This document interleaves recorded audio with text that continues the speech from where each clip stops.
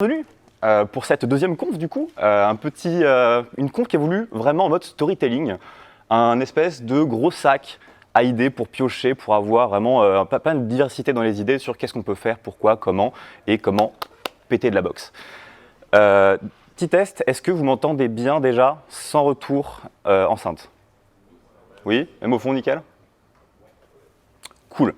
Il y aura un moment d'interaction, donc n'hésitez pas à répondre. Il n'y aura pas de temps pour les questions pendant la conf parce que c'est vraiment être gros débit en théorie. Par contre, à la fin, on prendra le temps. En théorie, il y a du contenu, quoi. Du coup, there we go. Yes. Donc, dans ce talk, qu'est-ce que je vous propose? Petite présentation, petite intro de qu'est-ce qu'on va voir, qu'est-ce qu'on va faire, pourquoi, quelle est la raison.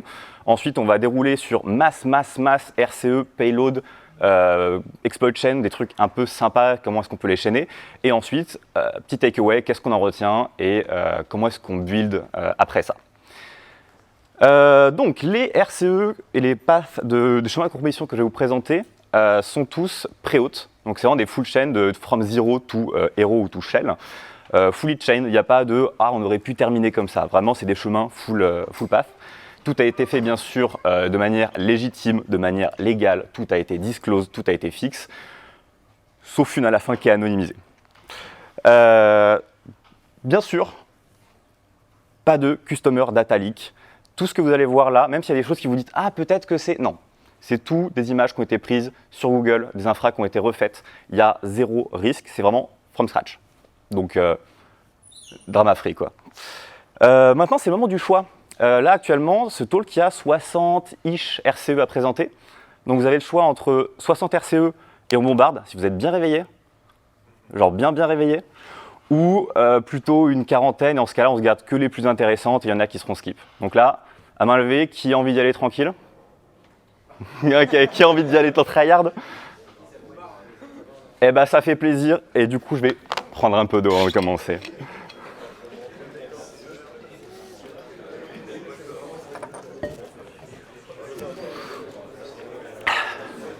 Ok, prêt? Vous êtes prêts? Vous avez bien pris une bonne bouffée d'air? Parce que franchement, on a fait un dry run. Ça souffle à la fin quand même. Donc, les slides ressemblent à ça. Ça sert à rien de lire toute la partie texte parce que je vais passer dessus et expliquer ce qui se passe. Concentrez-vous sur les mêmes, genre vraiment. Je me suis donné, j'ai tout donné. Donc, la première, on part sur du Axis avec du code custom. On commence, on fait un peu de recon, on se rend compte que, pif paf pouf, Axis, c'est du Java, c'est un peu pas à jour. On tape une XXE, la XXE, on en fait une SSRF, on commence à un petit peu scanner, voir ce qui se passe. Not much, mais en fait, si. Il y avait un souci de configuration de reverse proxy qui fait que toute la partie admin service, donc un endpoint d'administration de cet outil, normalement, elle n'est pas exposée. Là, en l'occurrence, il y avait un espèce de rewriting, donc on tapait comme si on était à la maison au loopback. Donc, pas besoin de taper de SSRF ou quoi que ce soit. On upload un shell. Let's go. Premier shell. Le deuxième, un arbitrary URI copy. Qu'est-ce que c'est? C'était juste une feature qui me permettait d'avoir un file copy, ou en tout cas copier d'une URI vers un autre. Bon, une URI, ça peut être du HTTP, du file, du jar, du ce que vous voulez, étoile. Le souci, c'est qu'il n'y avait rien d'intéressant à copier de la box sur la box. Et l'autre souci, c'est que la box ne pouvait pas reach Internet. En tout cas, j'avais des problèmes à l'époque, je n'arrivais pas à rejoindre Internet. Du coup, la strat, ça a été d'utiliser la SSRF pour scanner toute la loopback. Une fois qu'on avait 2-3 ports qui répondaient en web, essayer de trouver des chemins d'énumération de path, puis d'énumération de param, jusqu'à choper une XSS. Et dans la XSS, ça acceptait les angle brackets et tout. Faire en sorte que cette SSRF, cette XSS dans une SSRF soit reflétée et copiée sur le file system web shell. Boum. Ensuite, on part sur un petit chemin qui m'a bien régalé. On part sur un WebDAV, identifiant faible, admin. WebDAV, pour ceux qui ne savent pas, c'est un file system qu'on peut exposer over HTTP. Donc, globalement, on peut poser, récupérer, modifier, tout ça. En l'occurrence, via WebDAV, vous voyez plein de points classe. Plein de points classe, on se dit cool. C'est pas mes JSP, mais en tout cas, je vois un peu le code qui va tourner derrière. En l'occurrence, WebDAV avait bloqué l'exposition, la lecture, le téléchargement, la modification des JSP. Merde, une blacklist. Ça marche les blacklists ou pas? Pas de ouf. Donc ils ont bloqué les JSPF, un petit coup de JDCLI pour décompiler, enfin ils ont bloqué les JSP, un petit coup de JDCLI pour décompiler tous les points classe, récupérer le bytecode Java, le code source Java si possible, voir un peu ce qui se passe. JSPF c'est un fragment JSP, donc en fait c'est pas vraiment un JSP mais ça contient du JSP. En lisant le code source, on se rend compte qu'il y a moyen d'en inclure un, donc on en dépose un, on fait un get, on inclut le JSP, F, presse F. Shell avec un petit bypass au passage en passant un multipart upload. Ensuite, on part sur de la chaîne avec des XXE. Il y en a pas mal des XXE. Globalement, dès qu'on tombe sur des by Java, il y a des bonnes chances qu'il y ait des choses chouettes. Et là, on part sur un SQLi dans un password reset. Dommage. Ensuite, en creusant un petit peu, on trouve une XXE. La XXE, on se débrouille pour pouvoir lire un fichier de log. Un fichier de log, creds en clair, creds admin en clair. Donc en fait, la SQLi, whatever, à quoi bon. On se connecte à Zadmin, on crawl un petit peu, on fuzz, on regarde comment se comporte le site, on fait des gros greps dans Burp, et paf, on voit qu'il y a des trucs qui ressemblent à des bouts de classe Java, et fun fact, les Java lang quelque chose, moi je greppais pour des domaines, mais vu qu'il y a un bout de classe Java, ça ressemble à un domaine, je suis tombé dessus, coup de chance. Et du coup, on chope le Velocity, on cherche la bonne payload. À l'époque, il n'y avait pas MassDoc, mais maintenant, il y a tout ce qu'il faut. Copy-paste, demande à une exécution d'une tâche, d'être notifié par email, c'est utiliser le template Velocity, Shell. Ensuite, on part sur une SQLi blind, encore des mêmes qualitatives, vraiment j'insiste, lisez pas le texte.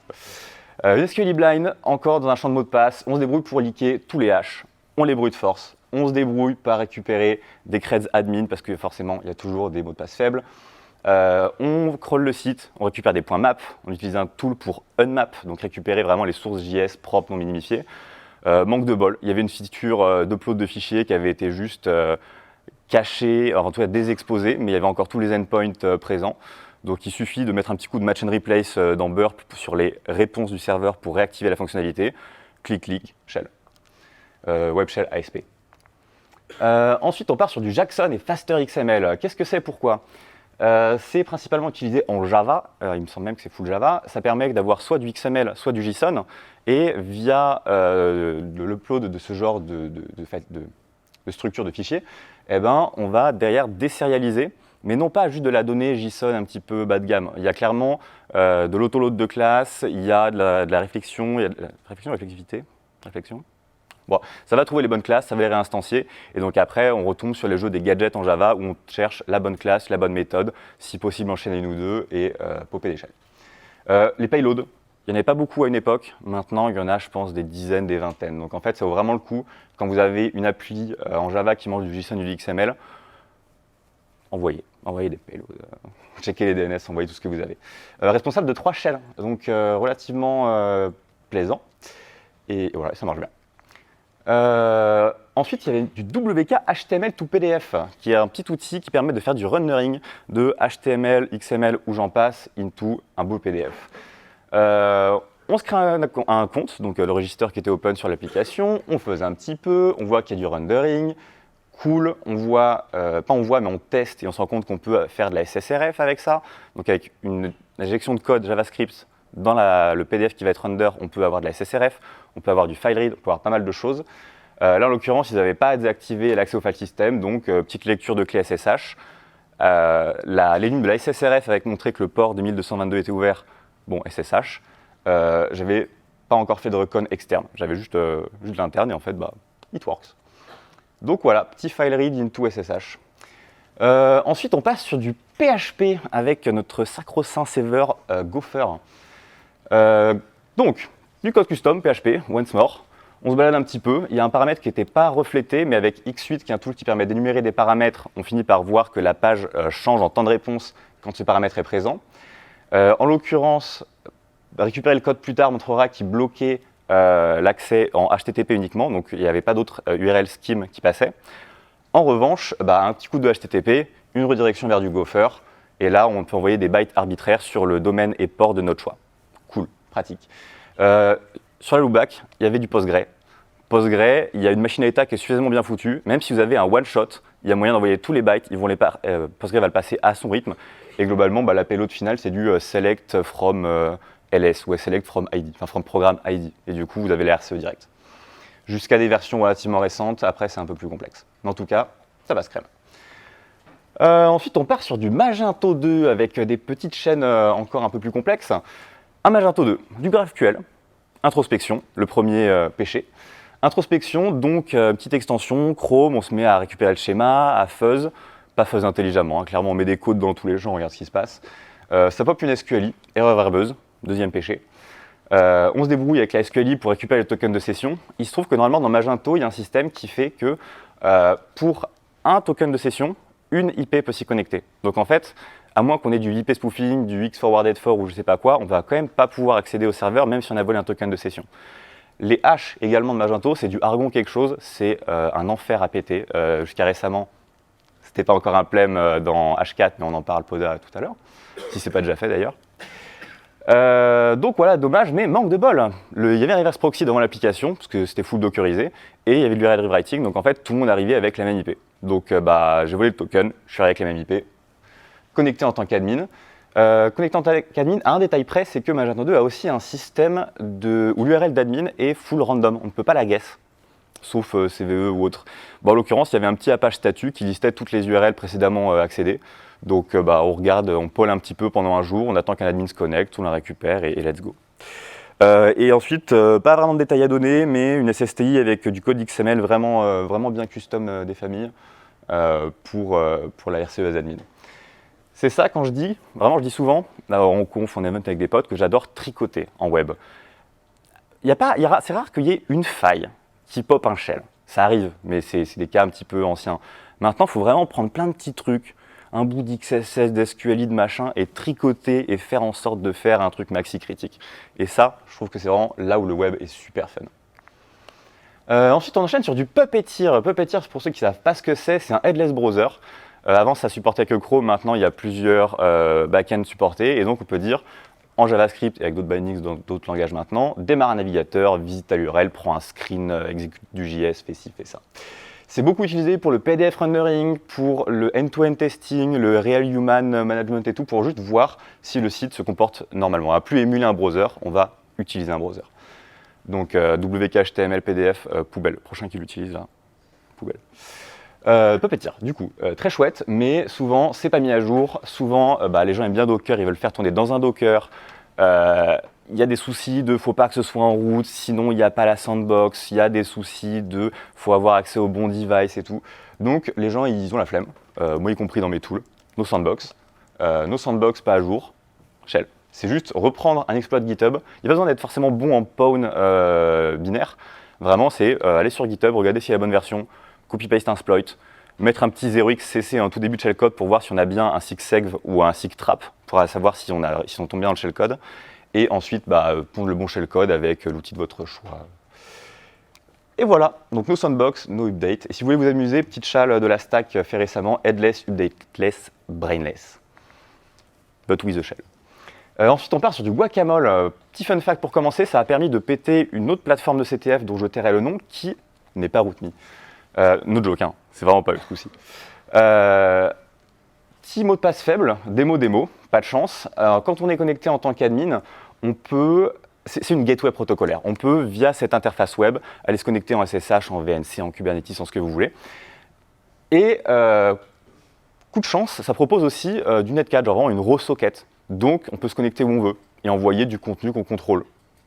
Ça fait plaisir, c'est la bonne feature, ça. Une autre bonne feature, c'est qu'on peut demander que tous les échanges effectués soient logués.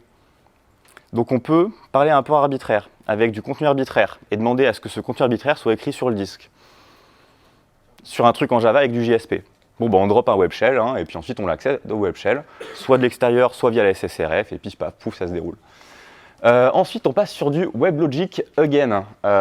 Identifiant faible. À this point, je suis même plus un hacker. Hein. À this point, je suis un administrateur système. Je me connecte, je pose un package, ça pop un shell. But it works. En l'occurrence, le package, c'était du EAR, qui est quasiment comme du WAR, mais avec 2-3 petites variations, donc just works. Du Tomcat. Français. Nous sommes en WAR. Le scénario de base des Tomcat, c'est un moyen pour choper des identifiants faibles, que ce soit brute forçable, que ce soit via un file read, que ce soit via ce que vous voulez. Choper des creds. ou un bypass, un truc qui fait que c'est exposé alors que ça ne devrait pas, ensuite aller uploader un petit war et soit demander de le déployer, soit le uploader au bon endroit pour qu'il soit auto-déployé. Dans tous les cas, ça passe. Petit cadeau, c'est la wordlist qui est en bas. Donc les slides seront bien sûr mises publiques. La wordlist qui est en bas contient quelques mots de passe qui sont normalement default Tomcat, mais pas dans la plupart des wordlists. Donc feel free de faire une PR sur cette liste, tout ce que vous voulez. Cadeau. Ensuite, on passe sur de la XXE again. Donc pour étoffer un petit peu ce que je disais sur Tomcat, si on n'a pas d'identifiant faible, on peut toujours se débrouiller pour en lire, que ce soit dans l'env, que ce soit dans des fichiers de user.xml, et j'en passe. Là, en l'occurrence, c'était une application Java qui mangeait du SOAP. Le SOAP qui souvent se fait par XML, voire même peut-être exclusivement, mais je ne suis pas sûr, donc je ne l'affirmerai pas. XML et Java, donc XXE, once more. XXE, on se débrouille pour la passer un peu de manière particulière. On peut ensuite avoir un file read. File read, c'est en Java jusqu'à une version récente. File read sur un répertoire, ça le liste. Merci Java. Mais c'est plus le cas malheureusement. Et on lit les creds, on se connecte, on upload un war. Vous savez pas quel war uploader? Ça tombe bien, il y a un mec qui s'appelle Podalirius, qui a fait un awesome RCE technique. Bah voilà, awesome GitHub, awesome dude. Donc pif paf pouf, shell.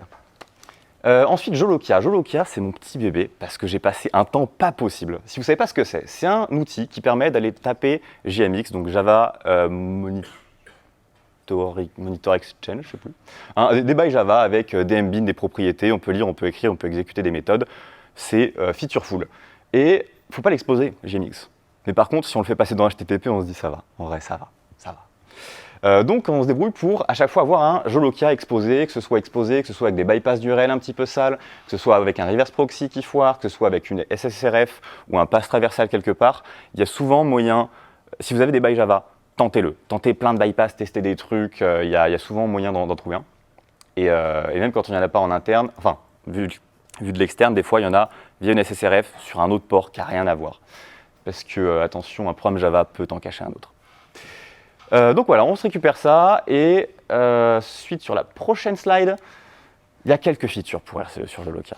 Il y a quelques features. Il y a moyen de lire des credentials Tomcat via des propriétés de mbin, donc des by Java. Mais vraiment, c'est genre juste lister les users, lire les creds de ce user. Les payloads sont tranquilles et elles sont dans l'outil Jolokia Exploitation Toolkit, présenté là, dans les sources.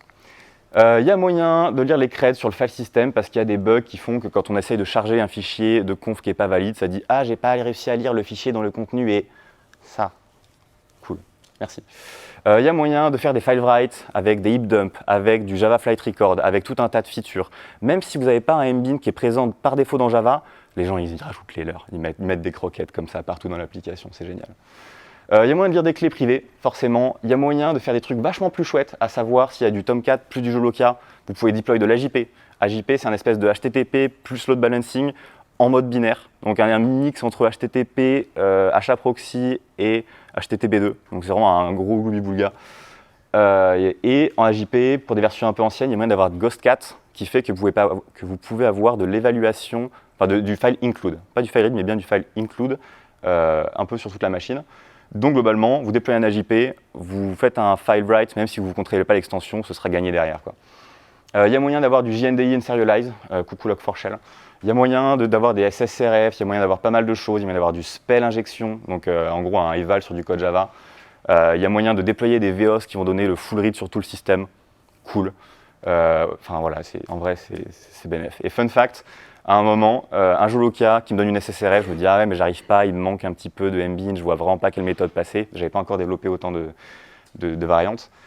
Et il se trouve qu'en fait en allant query sur un autre port, il y avait un actuator manager de mémoire qui avait son Jolokia et lui qui linkait une 60aine de Jolokia sur tout le réseau interne. Là c'est open bar, ça part en soirée. Ensuite, on part sur du WordPress. En WordPress, souvent, le core, on sait qu'il est un petit peu solide, donc ça va être soit du mot de passe faible, soit ça va être des injections SQL. Là, en l'occurrence, il y a eu de la user enum, ok, il y avait une injection SQL. On se débrouille juste pour forcer, donc c'est une version de WordPress un poil ancienne, je ne sais pas ce qu'il en est maintenant. On se débrouille juste pour faire en sorte de reset un mot de passe admin, utiliser la SQLi pour récupérer le petit code qu'on vous demande pour initialiser le mot de passe. On reset le pass admin. en vérifiant bien que ce soit pas une production, bien sûr, hein, on pense au DOS. Et une fois que ça c'est fait, on se login, on met du code PHP dans un template, voilà, cool. Une petite variante, un WordPress avec une injection de vhost. En tapant le WordPress avec, donc bien sûr, j'insiste, une fois de plus, c'est des images prises sur Internet au pif, pas de données customer. Le host localhost qui permettait d'avoir accès à un autre WordPress, parce que c'était un mode multisite, qui celui-là avait le directory listing d'activer. Très bien, cet autre WordPress était vachement moins bien configuré que le premier. Normal, il se pensait à la maison en localhost, il pensait que c'était pas hébergé, pas exposé. Donc cool, c'est pas grave, nous on en profite, on s'amuse. On liste un peu, on voit qu'il y a un plugin qui fait des backups avec des noms aléatoires, mais on peut les lister. Oups. On chope le backup, on pète le hash, on récupère un accès admin, on upload, et bien sûr, même si on a pété ce WordPress-là, ben, ils sont sur le même serveur, hein, c'est du multisite, donc au final on a pété les deux dans la foulée, grâce à celui qui était moins hardened. Dommage. Et next. Ensuite, on passe sur du PHP unserialize. Donc il y a tout un tas de petits gadgets, soit avec des objets particuliers qui vont répondre en 200, en 400, en 500, ou même juste faire crash l'application. Faites gaffe au prod. Donc on voit via un paramètre qui s'appelle ser. Donc j'ose espérer que ce n'était pas une feature, mais juste un mec qui a voulu faire du debug et qui a laissé ça quelque part. Trouvé avec X8 à nouveau. On fait un petit peu d'énum sur tous les paramètres, donc automatisez, hein, passez pas votre temps à faire des copier-coller de payload, sinon ben, vous allez juste détester votre métier de pentester en pas très longtemps. Une fois qu'on a détecté ce comportement, un petit coup de PHP GGC fait par Charles Foll. Pareil, il n'y a pas besoin. Si vous savez quelle lib est présente, testez-la. Si vous ne savez pas, vous faites un for each chaque gadget présent dedans. Comme Why So Serial, vous testez tout un petit peu. Faites quand même gaffe que ce ne soit pas une prod encore, parce que ça peut péter des trucs. Et voilà. Et donc bien sûr, des gadgets PHP, il y en a pour beaucoup de libs. C'est un peu complexe à créer quand on n'en a pas. Là, en l'occurrence, c'était un qui était déjà fait, mais il y a d'autres chaînes où c'est des gadgets custom. Prenez le temps de creuser. C'est vraiment une mécanique qui est intéressante pour se forcer à comprendre, à lire du code et à voir comment chaîner différents appels. Très chouette. Ensuite, il y a eu un autre. Donc, bien sûr, je dis chercher comment faire des gadgets PHP. Ça, c'est une fois où je n'ai pas été capable de le faire. Donc, go merci à un certain Charles Foll qui, lui, a réussi à le faire, CFRIL. Ça lui a pris genre 10 minutes. Il y a des gens comme ça. Donc en l'occurrence, aussi un unserialize, aussi du code custom, une lib qui n'avait pas de RCE. Et donc là, il se passe un truc, il faut choisir. Je sais qu'on l'a passé en unserialize. Je serais incapable de dire si... J'ai pas retrouvé le gadget dans PHP GGC. Donc soit je bullshit, soit j'ai une mémoire qui est vraiment éclatée au sol, soit on a juste complètement oublié de le push. Bref. Vous choisissez. Ensuite, on passe sur du Groovy Console. Une petite journée qui commence bien. On fait un petit coup de feuf, on énumère. Des petites wordlists custom, par contre, qui viennent d'un honeypot. Ça, c'est intéressant aussi, de faire des honeypots, de récupérer des payloads. Il y a vraiment moyen de faire des wordlists un peu plus pertinentes que celles qu'on trouve partout sur Internet. Donc, on se débrouille pour récupérer ça. On a un endpoint qui est en Groovy Console, qui 403. Cool.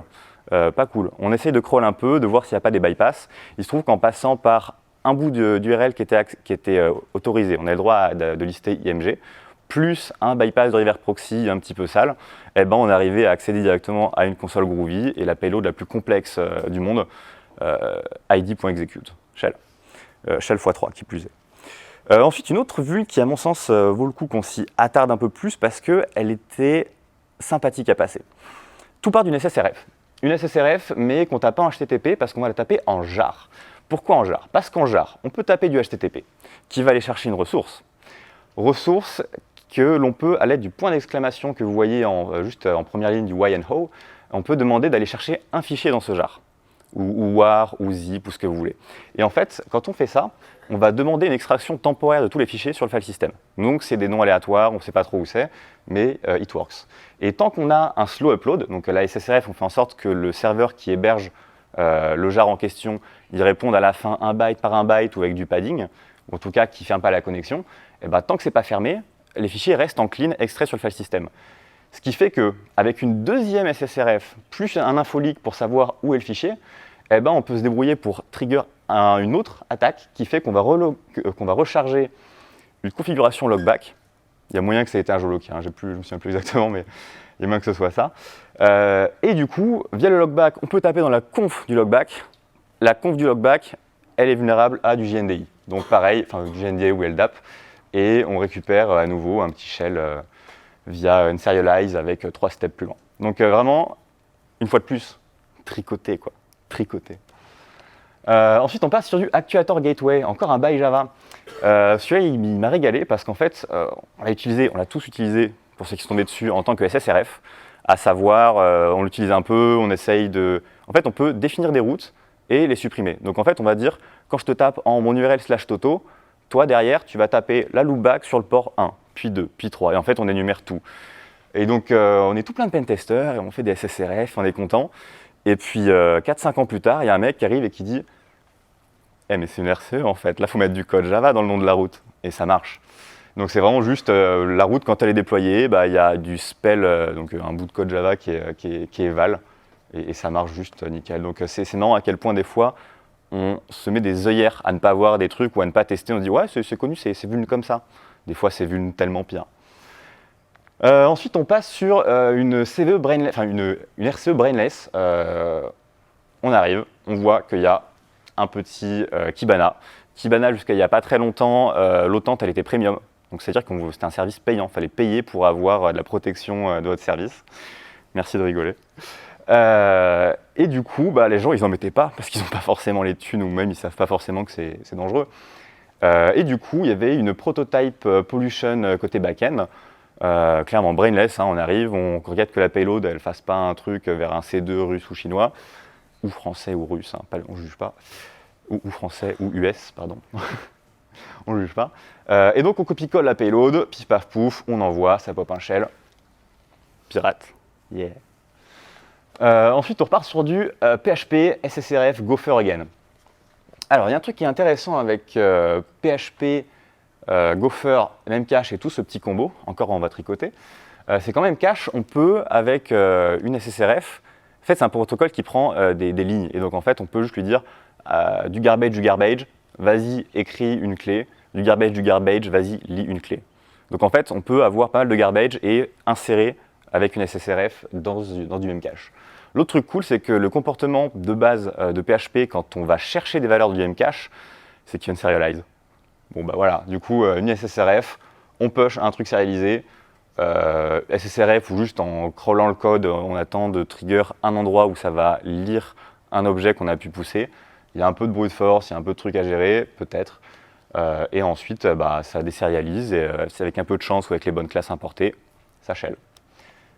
Donc ça fait plaisir. Et bien sûr, c'est absolument illisible avec cette fonte-là et à cette distance, mais Memcache en PHP, c'est équivalent, lire, c'est équivalent de unserialize.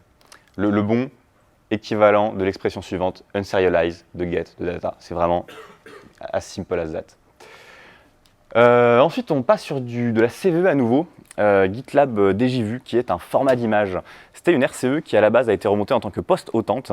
Tout le monde se disait « Ah oui, si on peut se connecter à GitLab, en fait, quand on se connecte et qu'on a une image de profil qui est un vieux format, qui va être parsé par ExifTool, avec la petite payload que vous voyez en haut à droite, en fait, il y a moyen d'avoir l'exécution d'un sous-shell et donc d'aller péter des trucs un peu plus loin. Donc, de RCE avec juste une image, quoi, qui se fait lire. Et il y a un pote qui m'appelle, il me dit « Mec, je comprends pas, notre serveur GitLab, il s'est fait retourner, mais bon, j'ai lu les logs, et il n'y a pas de login. » Je fais « Ouais, non, mais peut-être ça a bugué, peut-être il n'y a pas... Je l'ai clairement dismiss.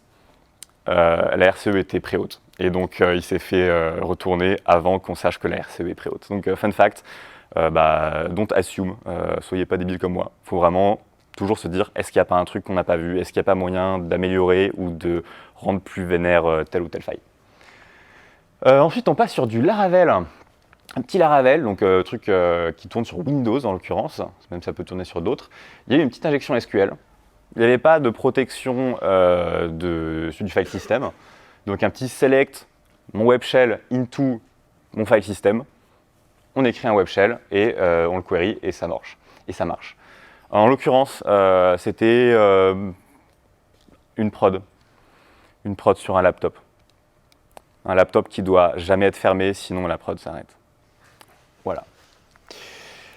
Ensuite, la stack trace Java. Est-ce qu'une stack trace c'est assez pour RCE? Non, oui, peut-être. Ben, des fois, en vrai, ouais. Là, en l'occurrence, on crawl, on fuzz, on chope une petite stack trace, on se dit cool, dans la stack trace, il y a un nom de package. Comme n'importe quel animal, Google, nom de la stack trace, nom du package. Bah, cool. Il y avait un petit repository sur lequel, un petit nexus sur lequel toutes les libs avaient été push. Donc, on télécharge les jars, on décompile les jars, on lit le code, on chope des creds, on se connecte au Tomcat, on envoie un war, shell. Donc une stack trace, s'il y a des trucs qui ne sont pas forcément bien gérés ou harden derrière, ben, ça peut très très mal se passer. Petite mise en avant du site Beanstack. Il y en a d'autres, mais c'est super pratique. Vous prenez une stack trace Java, vous la copiez-collez, vous la mettez dedans, ça vous dit ça utilise tel JDK, c'est sûrement tel framework, et c'est sûrement sorti en telle année, et ça va vraiment diriger vos recherches pour la suite. Donc très pratique.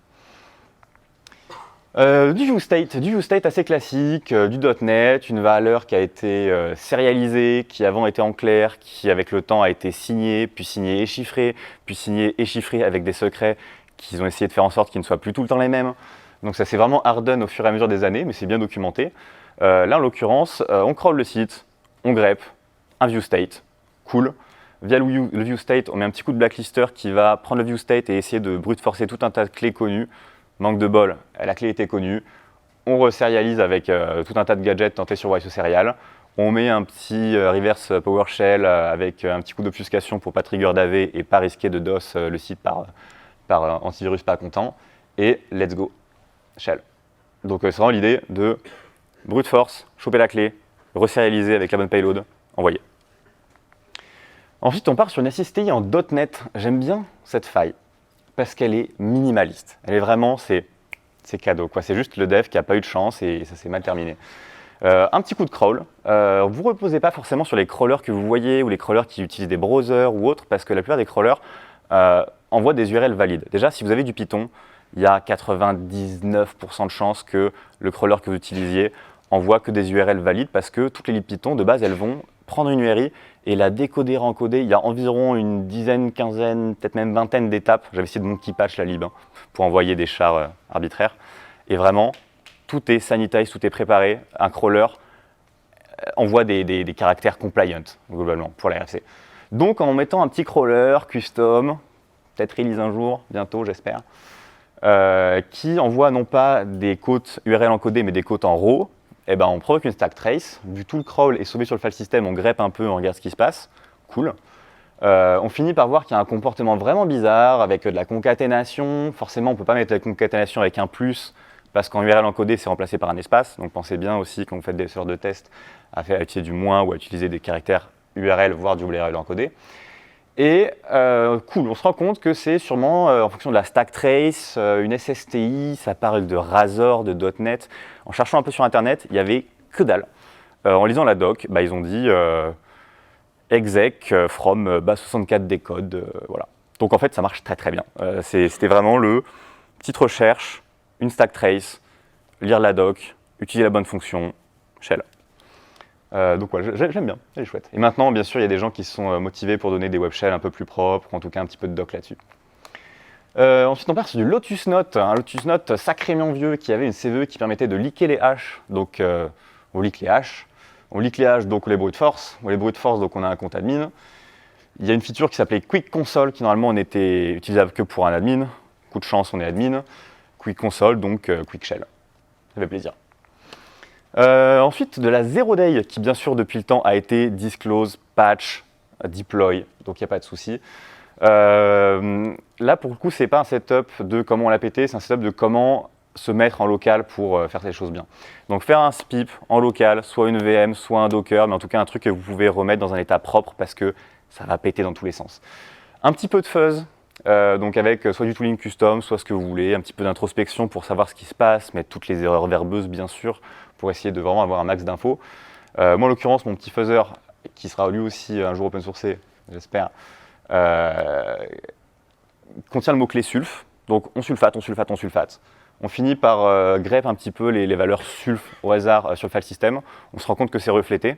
Vu que c'était sulf plus un int unique, je regarde dans mon burp ou dans mon crawler quelle est la requête responsable. Un rejeu, cool, c'est reflété dans du code PHP. On rajoute une cote, on met moins et ma payload et ça shell. Ça fait plaisir.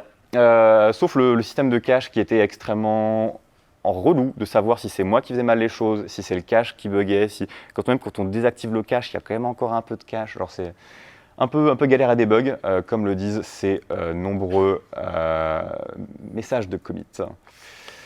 Une autre qui a été disclose patch récemment, qui est très sympathique.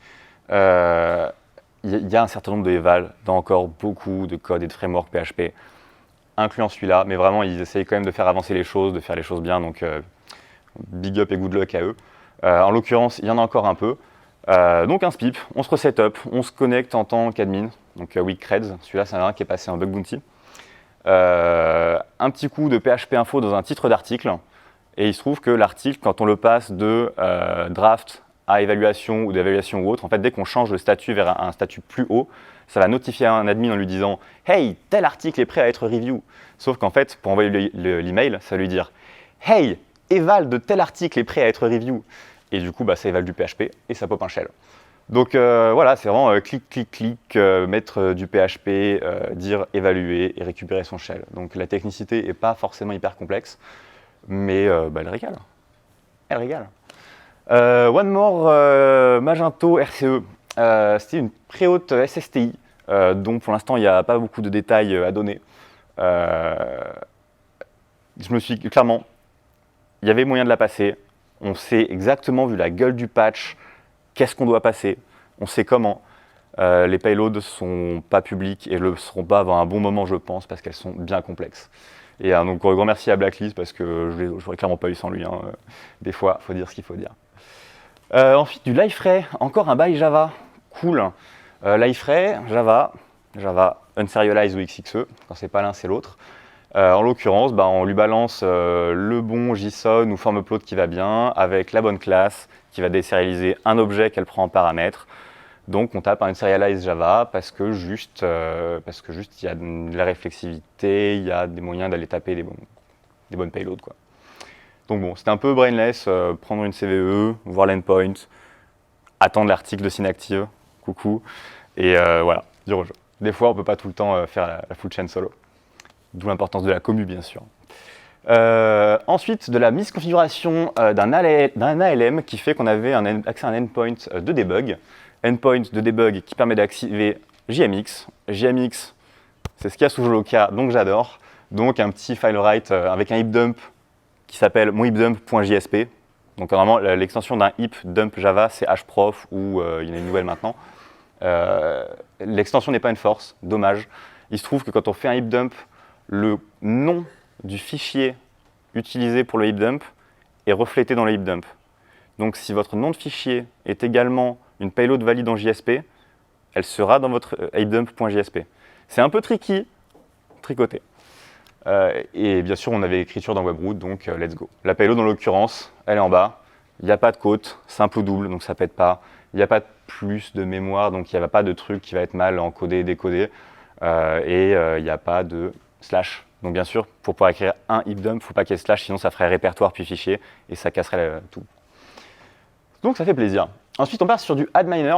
Coucou Poda, merci pour l'exploit. Once again. Un slash ADM qui redirige vers adminer. Adminer. Via ça, on peut se connecter à un back-end SQL distant. Là, en l'occurrence, le fil de la loopback était bloqué. Donc on se connecte à un serveur contrôlé par un attaquant. C'était une version un peu ancienne, donc Adminer utilisait encore le into-dump file local et non pas celui de l'attaquant. Donc en sélectionnant du SQL d'un remote serveur, on pouvait écrire en local. Donc on sélectionne moepshell from mon serveur d'attaquant into le file system de l'attaqué. Et ensuite, on le query. Shell. Ensuite, on passe sur un système un peu custom. Normalement, vous savez, quand vous faites un upload en PHP, en Java ou autre, le contenu de la requête va être mis dans temp. Dans temp ou dans n'importe quel autre répertoire temporaire. Je regarde un petit peu le time. Cool. Et c'est non guessable, c'est random. À une époque, c'était brute forçable, mais maintenant plus trop. Là, en l'occurrence, quand on faisait un file upload, mais avec un nom de fichier vide, il disait « Ah, merci, je l'ai placé dans temp / le nom du fichier ». Donc en fait, l'aléatoire était complètement leak. Et il y avait aussi une LFI, donc fan include vraiment cas d'école, Ils incluaient le CSS. Bah, là, en l'occurrence, il n'y avait qu'à mettre le chemin récupéré à la requête d'avant et include de mon fichier temporaire.png, mais qui contient du PHP. Pensez aux données EXIF, pensez aux polyglottes, tout marche. Et voilà. Donc, voilà, s'il y a du random, c'est pas pour le donner aux copains pirates. Ensuite, on part sur du Actuator. Actuator qui est sympa parce que souvent, ça y fait partie des gens qui exposent du Jolokia. En l'occurrence, il n'y avait pas de Jolokia, il y avait de l'env. Dans l'env exposé, donc vraiment pas de bypass et tout, c'est vraiment une grosse misconfig, c'était accessible direct. On query l'env. Via la query de l'env, on chope les creds Postgre. On se connecte à Postgre parce qu'il était exposé alors qu'il n'aurait pas franchement dû. Select all from programme mon reverse shell et pif paf pouf. Bien sûr, Actuator c'est un by Java, c'est pas vraiment un moteur. Enfin, c'est un moteur, mais c'est aussi un by Java, quoi. Ensuite, on passe sur du Virtual JDBC. Alors, il y a plein de moyens de le query, de l'atteindre. Et globalement, une fois qu'on l'a atteint, on peut lui balancer des objets désérialisés de multiples manières. Le plus chiant, c'est de trouver la bonne payload. Il n'y en a pas vraiment sur Internet, donc j'en ai pas mis là, histoire de ne pas rajouter une couche. C'est un unserialize Java. Basta. De la CVE Tomcat. Est-ce que, petite curiosité, on repasse en mode interactif, ça fera 2 questions en une conf, ça fait quand même beaucoup. Est-ce qu'il y en a qui sont déjà tombés sur des Tomcat et qui se sont dit « Ah cool, il y a une CVE qui fait que normalement si je fais un put avec mon JSP et un slash à la fin, il est censé marcher ». Il y en a 1, il y en a 2, il y en a 3. Il y en a 3, c'est 4 et demi, 3 et demi. Bon, toujours est-il, c'est le truc, on est tous, en tant que pentester, tombés plein de fois dessus à se dire « Ah ouais, trop bien, je peux juste envoyer un JSP, ça va marcher ». Elle a quasiment jamais marché, sauf une fois très récemment, où les étoiles se sont alignées et en fait, c'est une misconfig qui fait que juste, on put son web shell, on get son web shell, et la semaine est terminée. Et ça fait bien plaisir. Ensuite, on passe sur du file upload. Oui, voilà, ça c'est une slide un peu générique. C'est du file upload, mais all included, quoi. C'est le file upload en général. Soit on chope un file upload sans authentification, soit des identifiants faibles, soit on se débrouille pour récupérer un compte d'une manière diverse et variée. Une fois qu'on a ça, il y a tout un tas de payloads, tout un tas de langages. On y reviendra en fin de conf, que ce soit du JSP, PHP, ASP, JSPF et j'en passe. Si écrire un fichier quelque part suffit à modifier la sémantique, ou en tout cas le contenu exécutable de votre site, ça part mal pour une infra sécurisée. Donc voilà, il y a du jQuery file upload à quelques reprises, il y a eu plein de codes custom, il y a eu des WAR à uploader dans Tomcat, mais il y a aussi eu des WAR écrits d'une manière complètement alternative, mais dans un répertoire où Tomcat, dès qu'il envoie un, il le déploie dans le doute. Merci. Donc voilà, il y a tout un tas de manières, il ne faut vraiment pas fermer les yeux sur un file upload, il y a plein de trucs à faire. Introducing mon papa, une discussion que j'ai eue avec lui il y a quelques temps, et il me dit, mais quand même, les injections SQL, on en parle depuis un certain temps, ça va, c'est le passé, ça a évolué. I wish. Donc non, encore une injection SQL sur un champ mot de passe, une fois de plus. Derrière, c'est du Oracle, donc de la DB Oracle sur Windows. Les petites features qui vont bien, select from mon dbms.mafonction, .mon wrapper, exécute une commande. Donc là, en l'occurrence, il y avait les stacked queries. Sinon, on ne peut quand même pas nest je ne sais pas si on peut pas nest, mais il ne me semble pas qu'on puisse mettre un select d'un truc un petit peu privilégié, genre du file system ou d'exécution, à l'intérieur d'un select normal. Je pense vraiment qu'il faut les stacked queries. Donc ma query, point virgule, node query. Ensuite, on repart sur de la XXE, donc Java again. Donc on a de la XXE parce qu'on a du SOAP, parce qu'on a du XFIN. On a du SOAP, donc on a du XML, donc on a de la XXE. Cool. Elle est pré-haute, super. On fait en sorte qu'elle aille chercher un premier fichier, donc un point DTD. Si vous n'avez jamais tapé de XXE, c'est pas en 10 minutes que je vais vous l'apprendre. Si vous l'avez déjà fait, vous voyez le trick du DTD, donc j'espère. Donc il y a les moyens d'énumérer, d'avoir de la SSRF, de choper donc quels sont les ports ouverts, quels sont les protocoles qui répondent en interne. Il y a moyen de fuiter quelques fichiers, quelques confs. Et en l'occurrence, on se rend compte que c'est du WebLogic, cool, qu'il y a un truc qui tourne sur le port 7401, cool, que c'est une console d'admin, cool. Bien sûr, moi j'ai toutes mes petits chéris de bypass d'URL, les reverse proxy, c'est vraiment mon deuxième chouchou. Et donc, on trouve un bypass qui permet d'aller directement taper une feature d'administration et un petit coup de Java runtime, on exécute une commande. Fun fact, Après avoir trouvé ça, je cherche la payload, je grep cette payload, je me rends compte qu'elle est déjà dans mes word lists. Je me dis, bah merde, j'ai mal fait mon enum. Et je regarde du coup la payload sur internet, je me dis, ah bah merde, c'est déjà une CVE, je suis un an trop tard. Eh, happens. Tricoter, toujours plus de tricotage. Partir de SOAP pour choper une XXE, pour avoir du file read, pour avoir ensuite de lignes de port, pour ensuite avoir un bypass d'URL dans l'une SSRF. Tricoter, toujours plus de tricotage. Encore du WebLogic avec un Report Template Service. Une XXE pré-haute, c'est une CVE connue, qui permettait directement d'avoir un file read. Cool. File read, on récupère des identifiants, enfin des hashes qu'on brute force, donc des identifiants. Cool. Et il y avait un paramètre qui permettait d'avoir de la configuration de database ou de différentes choses, qui prenait une URI JDBC. JDBC, en gros, c'est pour aller taper dans tout ce qui est driver Java, et c'est une URI qui gère aussi tout un tas de paramètres. Et dans les paramètres que vous donnez dans l'URL, derrière, il va y avoir tout un tas de file read, write, introspection, réflexion. Je ne sais toujours pas si c'est réflexion ou réflexivité. Hein. Réflexion, ok. On va dire réflexion, et du coup, il y a moyen d'avoir de la RCE par ce biais-là. Et il y a un article qui est sorti que je vous conseille vivement, qui s'appelle Make JDBC Attacks Brilliant Again. Très, très qualitatif. Ensuite, on passe sur un petit point Git exposé, mais bloqué, cool. Un petit coup de bypass d'URL, plus bloqué, cool. On le dump, on le récupère, il y a une readme, cool. Dans la readme, il y a des creds, cool. On se connecte, il y avait une feature qui permettait d'écrire des fichiers via le back-end. C'est un back-end Django classique. Et il y avait moins d'écrire, mais il y avait un peu de garbage avant ce qu'on contrôle et après ce qu'on contrôle. Une technique choisie, ça a été de voir qu'il n'y avait pas d'Authorized Key 2 présent sur le file system. Je ne pouvais pas écraser, je pouvais juste écrire un fichier. Donc c'était un one-shot. Donc on vérifie, on teste en local en essayant de faire un setup similaire et on se rend compte que on peut bien écrire, parce que bien sûr ça ne tournait pas en tant que www.data, ça tournait en tant que route, on est bien. Du coup on écrit dans la clé, on lit le etc password, on cherche un utilisateur qui existe, on écrit, enfin, je pense que c'était route directement, et on écrit dans son .ssh authorized key du junk, notre clé, du junk. Et en fait, le parsing de ce fichier-là est suffisamment lax pour qu'on arrive à quand même popper l'échelle. Il y a 3-4 fichiers, 3-4 chemins très chouettes dans tout le... Enfin, sûrement beaucoup plus, mais 3-4 que je connaisse, qui permettent d'avoir de la RCE, même s'il n'y a pas de PHP, de JSP ou autre, avec juste un file write. Donc tu as ça, donc les authorized key 2, tu as les .files s'il y a de l'activité sur la machine et qu'un utilisateur se connecte, donc s'ils sont sourcés régulièrement. Et sinon, il y a tout ce qui est côté linker ou les points ini ou des choses comme ça.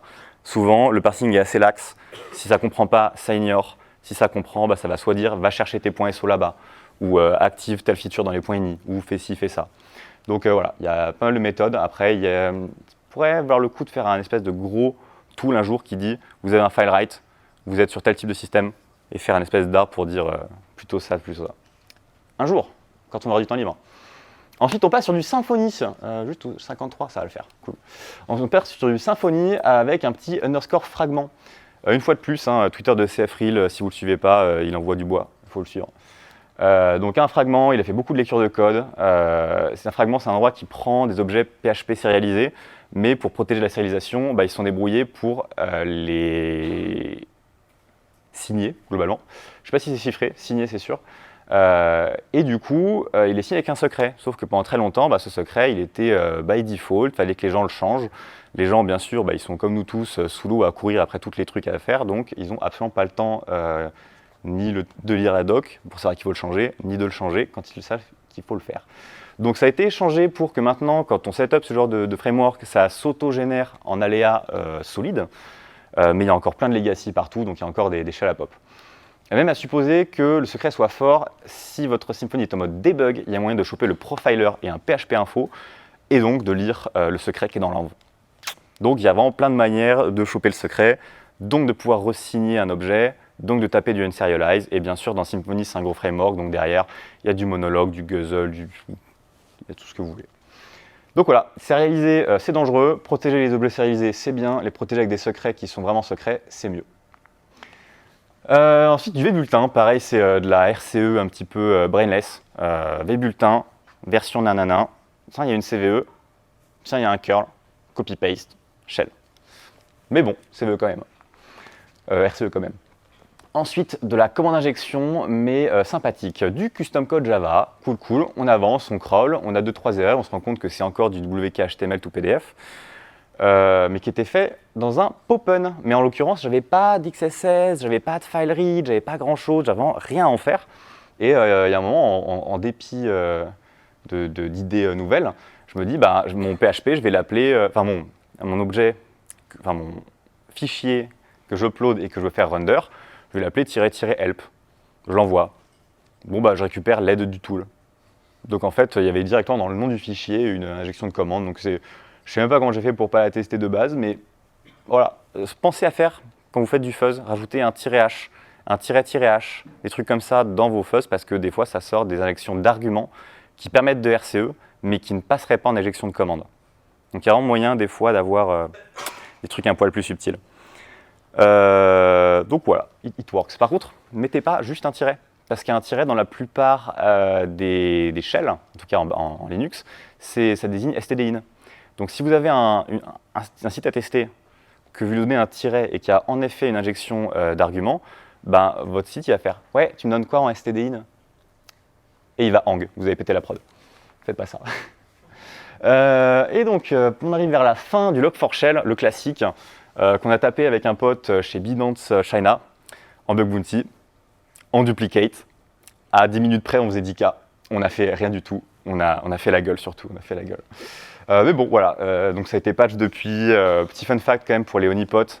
Log4shell, ça a été un enfer. Parce que là où avant, il y avait un petit peu de bruit sur Internet, moyen de récupérer des payloads sympas, là, c'est le flou, c'est la guerre. Il y a des payloads qui ressemblent à rien dans tous les sens. Et vraiment, en point de vue bruit, quand c'est sorti les 2-3 semaines après, je pense qu'il y a eu trafic, enfin en tout cas sur mon serveur, mes serveurs, il y avait trafic fois 3 ou 4 en trafic offensif. Donc là, on se dit que ça a bien chauffé, quoi. Voilà, et un SOC une fois, mais donc ça c'est le genre de trucs qui pop de manière aléatoire, des injections de payload qui sont des fois dures à reproduire, qui peuvent pop, je sais pas, 5 minutes après, 2 jours après, 1 mois après, beaucoup plus tard quand les logs ils sont indexés, compressés, ou même réhydratés sur une demande client. Qui sait, à tout moment, votre payload, même 2 ans plus tard, quand les mecs les a copiés sur un disque et ouvrent le disque avec un soft en Java, bah, vous allez le péter, quoi. Donc très chouette, très marrant, mais super galère à détecter dans certains cas. Et la petite dernière, qui m'a fait bien plaisir, je suis en train de la disclose, mais bon, voilà, vous savez qu'il y a une faille sur quelque chose. Voilà, pour l'instant, ça ne dit pas grand-chose. Petite feature qui permet d'avoir une SSRF, qui, quand on la maltraite un peu, permet d'avoir un file write. Et en l'occurrence, en lisant le code, on se rend compte qu'il n'y a pas beaucoup d'endroits où on peut avoir... Il y a 0 unserialize, mais ils n'ont pas désactivé phare. Cool, on va le taper en phare. On regarde un peu tous les syncs, on se dit, il y en a beaucoup trop, donc ça va être très chiant à regarder. On regarde les endroits où il y a des objets qui ont des magiques méthodes PHP, donc du wake-up, des structs et j'en passe. On se rend compte qu'il y a quelques libs, mais qui ont été modifiés, donc en fait, il va falloir en plus faire du gadget custom. Chiant. En creusant plus, je me rends compte que j'ai juste les yeux comme ça, parce qu'il est 4h du mat et qu'il y avait en fait tout ce qu'il faut, tous les bons gadgets. Et en faisant l'intersection de quels sont les syncs atteignables et quels sont ceux qui sont présents après un autoload, donc à un endroit où on arrivera quand même à avoir l'instanciation des classes PHP. Sinon, ça veut juste dire, je vois ton gadget, mais je ne connais pas ces classes. Et on tombe sur un petit isDirectory. Est-ce que c'est pas triste, quand on est dev, de vouloir vérifier si un répertoire existe et de se faire RCE là-dessus? C'est si triste. Donc voilà, petite RCE et merci pour ceux qui me supportent quand je les spam à 3-4 heures du mat. Voilà. Donc un petit coup quand même de qu'est-ce qu'on peut garder en takeaway de ça. Il nous reste 7 minutes, donc on est pile poil on time, je trouve. Un petit coup de loi de Pareto. On veut optimiser, on est tous des flemmards ici, je pense. Comment est-ce qu'avec 20% d'effort, on peut avoir 80% d'amélioration? Déjà, tout ce qui mixe, le file system et le routing, ça dégage. Donc du PHP, du JSP, de l'ASP, tout ça, hop. Tous les trucs qui font de l'auto-reload. Par exemple, le fait qu'un war soit écrit et déployé tout seul, ça devrait être à off. Le fait qu'on modifie un fichier Python quelque part et qu'avec un coup d'auto-reload, il se fait directement charger, ça devrait être à off. Tout ça, quand on est en prod, ou même en pré-prod quand elle est exposée sur Internet pour certains, ça ne devrait pas exister. Ensuite, clairement, oui, PHP Java, c'est prédominant, mais même en prenant les proportions gardées, si vous avez du PHP ou du Java, vous avez quand même nettement plus de chances de popper un shell pour des raisons diverses, il me semble, enfin, de manière subjective, parce que PHP, c'est hyper permissif, c'est hyper legacy, donc il y a beaucoup trop de possibilités. Rappelez-vous le isdir, quoi. Se faire péter sur un isdir, c'est scandaleux, c'est triste. Et Java, non pas, il y a des trucs qui sont insécures, ok. Tout ce qui est en JSP, ça devrait dégager, ok. Mais à supposer que tout le routing soit géré vraiment par Java et qu'il n'y ait pas de route non exposée sans le vouloir ou de trucs comme ça pourrait le faire. Mais Java, vu que c'est structuré, vu que c'est un truc vraiment qui permet de faire des projets avec des grosses codebases, bah, les gens ils mettent des codebases énormes, ils mettent toutes les libs, ils mettent tout. Et ça, c'est un truc, c'est affirmé en informatique. Plus il y a de lignes de code, plus il y a de complexité, plus il y a de bugs. Donc c'est juste inhérent au fait que ce soit facile à structurer. Dommage. Plus bon, un peu de unserialize, un petit peu d'eval quand même, il y a des trucs qui ne devraient juste pas être implémentés dans un langage. Ensuite, gardez vos softs up-to-date. Bah oui, c'est con à dire, on est toujours là en 2022 à pas avoir de l'auto-update surtout parce qu'on veut des prods stables. Mais une prod stable, ben, elle est stable mais elle se fait péter, quoi. Ensuite, précaution dès qu'il y a de la désérialisation, dès qu'il y a du rendering de PDF, dès qu'il y a des parseurs pour des extensions bizarres, dès qu'il y a des vieilles libs, dès qu'il y a des choses comme ça, dès qu'il y a du file upload, dès qu'il y a des primitives du genre file read, file write, dès qu'il y a des choses comme ça, il faut vraiment faire gaffe. Et bien sûr, les string concaténation, enfin, concaténation de chaînes de caractères, c'est un problème majeur. Il faudrait qu'on essaye de trouver un moyen, en tant que commu, infosec ou même dev ou je sais pas quoi, d'avoir un moyen plus robuste de faire ça, avec, je sais pas, avec du pattern, avec des libs qui vont le gérer et sanitize by design, by default. Le fait qu'on fasse encore des mon URL plus mon paramètre plus quelque chose, on a gardé les manières de faire des années 80 à 90, quoi. Et ça, ok, il y a des formats de string en Python, ok, il y a moyen de faire des trucs avec, mais ça reste souvent utilisé de manière trop permissive. Donc peut-être que la plupart des langages ou frameworks devraient trouver un moyen d'enforce le fait que tant qu'on n'a pas donné un type strict, quand on fait une concaténation, ou tant qu'on n'a pas donné un contexte dans lequel on fait ça, eh ben, on la bloque. On dit, on met une erreur, on dit, je comprends pas. On fait comme Rust. Ça compile pas, non. Et le dernier, mais qui à mon sens ça a vraiment beaucoup de valeur, les gens disent ouais c'est une stack trace, c'est mineur. Sans stack trace, on ne sait pas quelle techno il y a, on ne sait pas quel backend il y a, on ne sait pas comment ça marche, pas quelle version. Les stack trace c'est de l'or, c'est le premier péché capital à mes yeux. Vous avez une appli en prod, désactivez toutes les erreurs verbeuses, mettez juste, j'ai pas voulu, pas marché. Et il y aurait bien moins de problèmes. Ensuite, on a vu ce qu'il fallait pas faire. Maintenant, qu'est-ce qu'on fait si on veut bien faire? Bien sûr, il y a des contraintes de genre, de coûts, de management. Là, c'est ce qui me semblerait être le state of the art, mais forcément, ça ne peut pas convenir à tout le monde. Donc, c'est pas si vous ne faites pas ça, vous êtes nul. On a tous des contraintes. À mon sens, ce serait une manière optimale de faire un truc un peu béton. Un back-end qui soit un binaire, Golang ou Rust, donc forcément, il faut qu'il soit memory safe. Oui, il ne faut pas que ce soit du C, du C++. Il ne faut pas que ce soit du PHP, du Java, des trucs trop permissifs. S'il peut être strippé pour que même si jamais il fuite, il soit dur à reverse, c'est bien. La sécurité par l'obscurité, ça ne marche pas, mais si on peut quand même arriver à décourager 90% des attaquants, c'est toujours ça de prix. Voilà, donc ça enlève tout un tas de problèmes. Il faut bien sûr que le file system soit en read-only, parce que si on peut écrire des fichiers, si on peut manipuler, si on peut lire, il y a forcément un moment où il y aura une clé SSH, un truc comme ça. Bon, une fois que vous avez votre API qui est dans un binaire statique, compilé, tout ça, avoir un front sur une techno un peu safe. Genre Angular, quand vous voyez tout l'historique qu'ils ont de XSS, de bypass d'XSS, de machin, de bypass de sandbox, peut-être que c'est pas forcément la meilleure idée. Du React, pour l'instant, très bonne presse. Il y a eu 2-3 trucs, mais vraiment mineurs par rapport aux autres. Il y a vraiment des frameworks qui sont plus... C'est plus dur de se tirer dans le pied, quoi. Il n'y aura jamais rien de parfait, mais c'est nettement plus dur. Côté back-end, un ORM, forcément. Si vous avez des requêtes, des bases de données, des choses comme ça, s'il y a la moindre requête construite à la main, c'est red flag, c'est non. Ensuite, une segmentation maximale. Là, j'ai donné le cas, par exemple, de Apache Guacamole, qui est pétable facilement parce qu'il y avait le Postgre au même endroit, il y avait la SSR, tout était dans un même Docker. Et donc, très bien, on a le web server, on a le guacd, le démon qui fait ça, ce qui fait que dès qu'on a un bug qu'on peut chaîner avec un autre, il y a trop d'interactions entre les composants, et pif, paf, pouf, ça se chaîne et on pop un shell.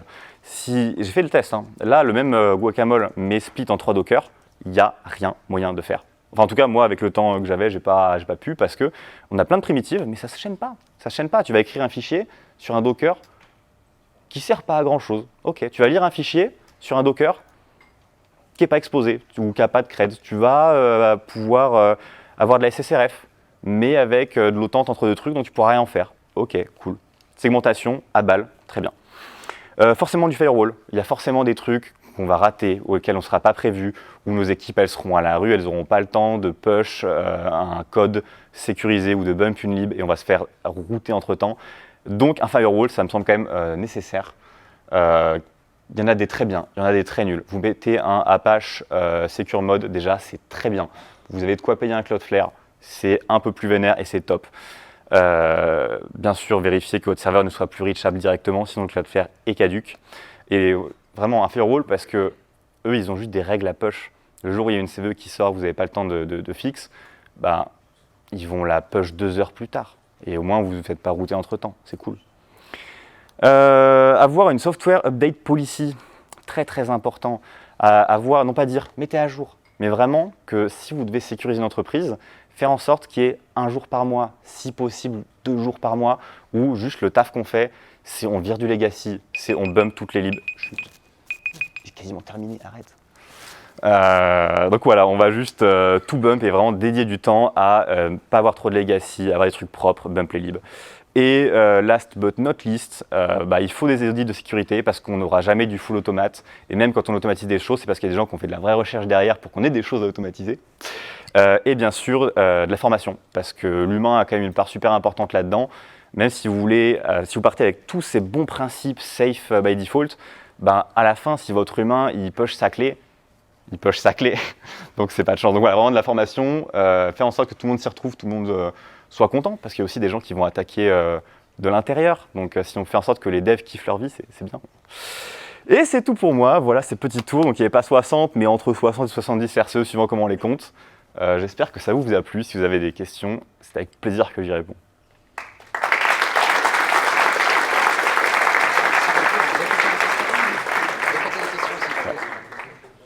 Et merci d'avoir tenu parce que je sais que c'est quand même un rythme, voilà. Mais pour vous donner une idée, quand on a fait un test avec des potes, les 70 RCE, j'avais vraiment peur que ça passe pas en 1 heure. C'est passé en 45 minutes, ils en pouvaient plus, ils étaient séchés.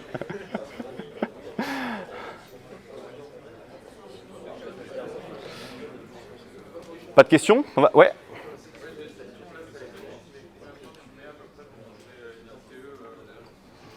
C'est très variable, genre c'est très très très variable. C'est déjà arrivé que tu te mettes sur une cible et puis tout se goupille bien et puis pif paf pouf, genre celle du Groovy avec le bypass d'URL, c'est vraiment FUF, bypass, payload. Et là en 20 minutes c'est plié. Ok, des fois, tu sais que même si tu y mets 1 mois ou 2, tu es sur les dents, t'as que dalle et ça dépend. Si c'est du PHP, souvent ça se passe mieux. Vas-y.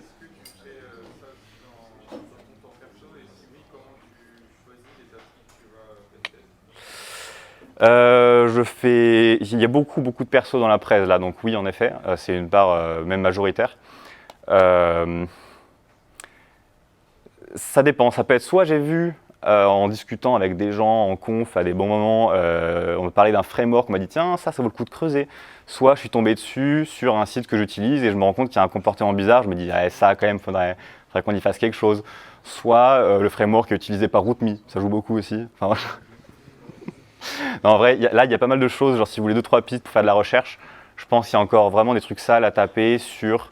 Jolokia a plus de payload, toujours plus. Sur Moodle, il y a des trucs sympas qui se passent en ce moment. Il y a encore OpenBar. Sur Spip, il y a encore des choses à faire, mais ils avancent, donc cool pour eux. Il y a encore. Franchement, tous les frameworks PHP. Hein.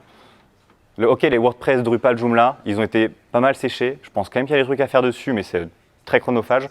Tout le reste. Tu te prends un Moodle, tu te prends un CodeIgniter, tu mets des tatanes comme ça. Ouais. C'est pas un peu un échec la sécurité? Ça dépend. Ça dépend. Si on part là-dessus, c'est pas un échec parce qu'elle est built-in, presque. Mais si on continue à faire les mêmes erreurs en boucle et en boucle en disant ouais mais mon langage on va le choisir parce que je sais le parler, c'est chaud. Voilà. Et j'ai oublié de répéter les questions comme tu me l'as demandé, c'est très vrai. Donc la deuxième question, c'était la sécurité n'est-elle pas un échec en 2022 ? Ouais. Et la première, c'était sur le temps passé. Je pense qu'on verra. Une autre question ? Pas d'autres questions ? Eh bien, merci encore d'avoir été attentif et bon appétit à nous.